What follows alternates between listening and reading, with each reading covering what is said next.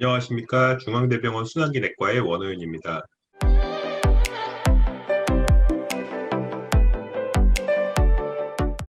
오늘 제가 말씀드릴 주제는 흉통에 대한 외래에서의 전략에 대해서 말씀드리도록 하겠습니다.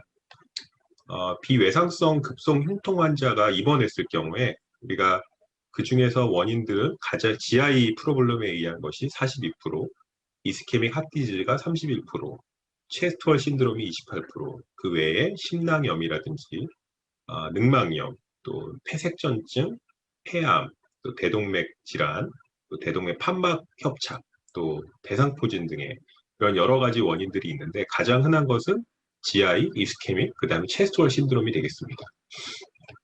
우선 환자를 만나게 되면 증상을 잘 감별하는 것이 무엇보다 중요합니다. 우리가 전형적인 허혈성 통증이라고 하면 주로 무겁게 누르는 느낌 혹은 뭐 운동할 때 특히나 호흡곤란이 동반되면서 목이라든지 팔 등으로 방사가 되고 수분간 지속되고 잠깐 또 쉬면은 혹은 호전되거나 심리적인 스트레스에 의해서도 악화되지만 보통 편할 때 가만히 있을 때는 좀 나쁘지 뭐 발생하지 않는 그런 통증을 우리가 전형적인 허혈성 통증이라고 합니다. 물론 환자들마다 좀 다양한 그런 증상이 오기 때문에 여러 가지 위험성이 있는지를 또 감별하는 것이 또 중요하겠고요. 비전형적인 통증이라고 하면은 우리가 뭐 예를 들면 늑막성 통증, 기침에 의해 유발되거나 날카롭고 또 찌르는다 통증, 어디 한 군데를 딱 집을 수 있는 경우, 뭐 어디 한 군데가 특별히 아파요. 뭐 손가락 하나로 이렇게 짚을 수 있는 경우, 또 흉벽 또는 팔을 움직이거나 눌렀을 때, 또 압통이 동반되는 경우, 또 수시간에서 며칠 이상 계속 아프다는 경우, 또 아니면 수초간 아주 짧은 시간에 또 통증을 느낀다는 경우, 이런 경우들은 굉장히 비전형적인 통증이 되겠습니다. 심장질환 중에서는 허혈성은 아니지만 심낭질환에 의한 통증이 있을 수 있는데 우리가 심낭염이 생기게 되면 심낭에 있는 염증이 늑막과 이렇게 마주칠 때 좀 통증을 느끼게 되는데 주로 흡기라든지 또 기침, 자세 변화에 의해서 생기는 통증들이 있겠고 심근경색과 또 혼동되기도 해서 우리 흔히 흉통과 또 청진시의 마찰음, 또 심전도의 변화 중에 여러 가지 모든 그런 심전도에서 ST 분절 상승이 있을 경우에 또 삼출이 있을 경우에 이럴 경우에는 우리가 심낭질환을 의심해 보게 됩니다. 또 대혈관성 질환인 대동맥 박리라든지 뭐 동맥류, 또 폐색전증 이런 것들도 우리 감별해 봐야 되는데 대부분 이런 환자들은 응급실로 가기 때문에 간단하게 넘어가고요. 폐질환, 예를 들면 기관지염도 통증이 있을 수 있겠고 폐렴, 침범된 부위에 통증이 있을 수 있겠고요. 특히 키 크고 마른 남자, 젊은 환자분의 혹은 기저 폐질환이 있는 환자분에서 호흡곤란을 동반한 급성 흉통이 동반됐을 경우에 기흉이 있을 수 있기 때문에 청진을 하거나 그러니까 타진을 하고 또 엑스레이를 확인해 보면 기흉을 쉽게 진단할 수가 있습니다. 아까 처음에도 말씀드렸지만 가장 흔한 건 위장질환인데 그 중에서도 역류성 식도염이 가장 흔한 흉통의 원인이면서 또 허혈성 심장질환과 감별이 쉽지만은 않은 그런 질환이 되겠습니다. 특히 밤에 악화되는 뭐 타는 듯한 느낌이 가장 전형적이고 목 부위 이물감을 호소하는 분도 있는데 그 외에 되게 다양한 양상의 그런 식도염 증상이 있기 때문에 뭐 여러 가지 이 환자의 그런 히스토리를 잘 감별을 하고 의심될 경우에는 뭐 위장약, PPI라든지 피캡 같은 약을 줘서 증상이 호전되는지를 한번 확인해 보는 것도 감별 진단에 도움이 될 것 같습니다. 그 외에 식도경련이라든지 뭐 담낭염, 췌장염 이런 것들도 위치가 비슷하기 때문에 감별의 포인트가 되겠습니다. 그 외에 근골격계 질환도 굉장히 흔한 원인 중에 하나인데 뭐 코스트 콘드라이티스 같은 경우에 한 군데 이렇게 포인트로 아프고 또 압통이 있는 경우가 있고요. 경추 질환도 우리가 간과하기 쉬운 질환인데 목 운동에 의해서 악화가 되든지 혹은 목을 한쪽으로 이렇게 돌릴 때 통증이 있는 경우에 또 경추 질환을 의심해 봐야 됩니다. 그 외 안 하던 운동을 해서 발생하는 근육통이라든지 대상포진이 또 한 가지 원인이 되겠고 감별이 쉽지 않지만 꽤 흔한 환자분들로 앵자이어티를 동반한 공황장애 혹은 불안장애 환자분들도 굉장히 흉통을 많이 호소하는 경우들이 있습니다. 그래서 초기 평가가 환자가 처음에 이제 외래에 내원하시게 되면 일단 병력 청취를 꼼꼼하게 해서 흉통 양상을 감별하는 게 중요한데 언제 어떻게 생겼고 얼마나 지속되며 어느 정도의 악화 속도를 보이는지 혹은 좋아지고 있는지 그대로인지 또 어느 부위가 아픈지 양상은 어떤지 방사 부위가 있는지 악화와 완화 인자를 확인하고 동반 질환과 위험 인자를 파악하는 것이 중요하겠습니다. 그 외에 신체 검진도 굉장히 중요하지만 흔히 놓치는 그런 건데 뭐 시진이라든지 촉진, 타진 기본적으로 해볼 수가 있겠고 무엇보다 우리가 청진을 해보는 걸 꼭 까먹으면 안 되겠습니다. 그래서 호흡음을 듣고 또 심자음을 듣는 게 중요하겠고요. 가능하다면 경동맥도 한번 청진해봐서 이분이 동맥경화성 질환이 있는지 가능성이 높은지를 감별해 볼 수가 있겠습니다. 그 외에 활력 징후를 측정하는 게 좋겠고요. 가능하다면 심전도와 단순 흉부 촬영을 해서 아주 기본적인 검사지만 큰 질환을 감별할 수 있기 때문에 필요하겠고요. 가능하다면 혈액 검사를 하되 심근효소와 동반된 심근효소를 포함한 그런 피 검사를 하게 되면 감별에 좀 도움이 되겠습니다. 그래서 우리가 심전도를 찍게 되면 이런 환자를 보게 되면 빨리 응급실로 보내야 됩니다. ST 분절 상승이 동반돼 있고 굉장히 전형적인 안테리어 심근경색이 되겠습니다.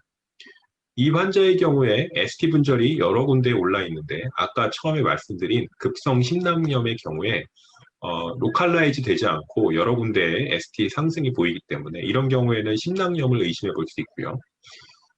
이 환자의 경우에 T 웨이브가 굉장히 큰 톨T를 보이고 있는데 고칼륨 혈증일 경우에 이런 심전도를 보일 수 있기 때문에 일렉트로라이트와 그런 피 검사를 확인해서 고칼륨 혈증을 확인하고 빨리 치료를 해줘야 되겠고요. 우리가 이런 환자들도 굉장히 흔히 볼 수 있습니다. 리스크 팩터는 없는데 우연히 관찰된 또 흉통을 동반돼서 관찰된 이럴 경우에 ST 엘리베이션과 우리가 감별을 해야 되는데 이럴 경우에는 노멀 베리에이션으로 조기 재분국이라고 해서 얼리 리폴라라이제이션으로 우리가 젊은 환자분들에서 특별한 원인 없이 정상적인 심전도의 한 가지 변이가 되겠습니다. 그리고 혈액 검사를 하게 되면 뭐 보통 CPK와 CKMB, 트로포닌 검사를 하게 되는데 요새는 하이 센시티브 트로포닌이 굉장히 센시티브가 높고 그 트로포닌의 그 변화에 따른 혹은 상승에 따른 허혈성 심질환의 감별에 유효하기 때문에 많이 사용되고 있습니다. 가능하다면 운동부하 검사를 외래에서 시행해 볼 수가 있는데 여기 보시는 것처럼 센시티비티, 스페시피시티, 그 다음에 정확도, 예측도가 조금 떨어지지만 우리가 여러 가지 상황과 동반돼서 또 증상과 이런 것들을 확인해 보면서 운동 부하 검사를 해서 허혈성 심진환을 예측할 수가 있겠습니다. 심초음파도 굉장히 중요한 툴인데 판막 질환이 있는지 확인해 볼 수가 있고 또 심낭 질환이라든지 부분 심근 운동 저하를 확인해서 허혈성 심질환 유무를 확인해 볼 수가 있으나 얼마나 심각한지 이런 것들을 확인하기 어려운 단점은 있을 수가 있겠습니다. 그 외에 여러 가지 검사를 외래에서 시행할 수 있는데 특히나 중형병원 이상 혹은 가능하다면 CT가 있는 로컬에서 혹은 외래에서 CT 검사를 시행해 볼 수가 있는데 민감도가 굉장히 높고 특이도도 상당히 높은 검사 방법으로 요새는 흉통의 감별을 위해서 카디악 CT가 많이 사용되고 있습니다. 몇 가지 증례를 보고 발표를 마칠까 합니다. 첫 번째 증례는 43세 남자 환자입니다. 3달 전 당뇨 진단을 받았으나 치료는 하지 않았고 걸을 때마다 왼쪽 가슴이 아프다라는 증상으로 왔고요. 약간의 비만이 있었고 혈압도 약간 높았고 A1C 높고 LDL도 목표치보다 높았습니다. 예전 심전도가 있으면 그 심전도와 비교해 보는 게 중요한데 자세히 보시면 예전 심전도에서는 2, 3에서 ST에 큰 이상이 없었으나 이번 심전도는 이전과 다르게 ST 디프레션이 관찰돼서 이 환자의 경우에는 우리가 불안정형 협심증으로 진단을 할 수가 있었고 혈관 조영술을 통해서 여기 협착이 관찰돼서 스텐트로 이렇게 잘 치료한 환자분이 되겠습니다. 두 번째 증례는 여자 환자고 65세의 환자가 되겠습니다. 3일 전부터 지속되는 통증이고 계속 아프고 어딘지 모르지만 하여튼 그 옆에도 아픈 것 같고 잘 모르겠다라고 오셨습니다. 특별한 이상 소견은 없었고 리스크 팩터는 없었습니다. 심전도는 보시는 것처럼 특이 소견은 없었고요.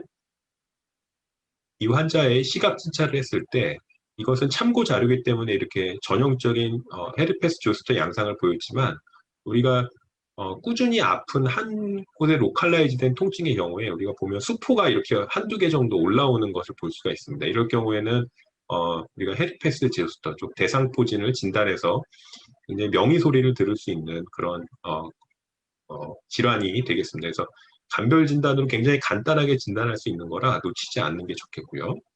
또 세 번째 증례는 72세 남자입니다.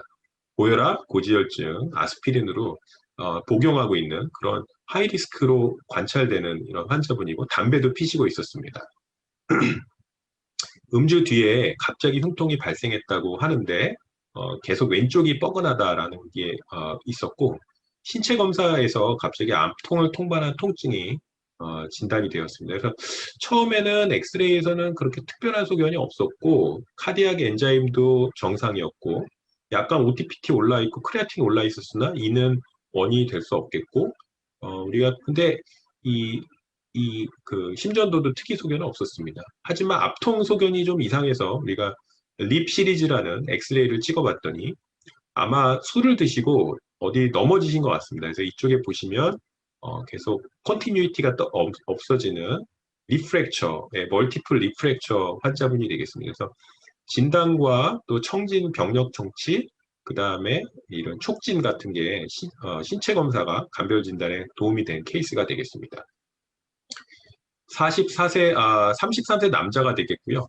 종아리 근육 통증으로 약간 반기부스 같은 걸 하고 있던 분이고, 물론 응급실에 내원한 환자이긴 합니다. 갑자기 흉통이 발생했고, 보니까 카디악 엔자임이 마일드 엘리베이션이 있어서 응급실에서는 론스템이라고 진단을 했는데, 우리가 심전도를 찍었더니 사이니스 타키카디아 있고, 초음파를 했더니 RV가 이렇게 커져 있고, 풀모너리 프레셔가 많이 올라가 있습니다. 이럴 경우에 우리가 풀모너리 엠볼리즘을 생각하게 되고 역시나 D다이머도 올라가 있는 소견이 있었습니다. 아니나 다를까 CT를 찍었더니 폐색전증이 관찰이 되었던 환자가 되겠습니다. 다섯 번째 증례가 되겠고요. 85세 남자입니다.